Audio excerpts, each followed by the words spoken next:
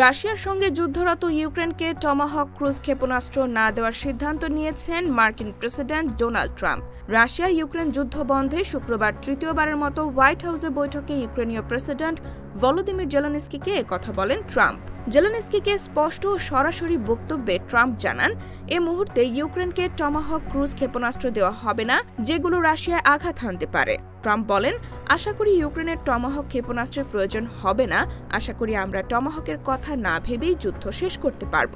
বৈঠক শেষ হওয়ার পর ট্রাম্প যুদ্ধের বর্তমান অবস্থার ওপর যুদ্ধবিরতি চুক্তি করার ওপর জোর দেন, অর্থাৎ রুশ বাহিনী ইউক্রেনের যেসব অঞ্চল দখল করেছে সেগুলো তাদের অধীনে রেখেই ইউক্রেনকে যুদ্ধবিরতি করতে হবে।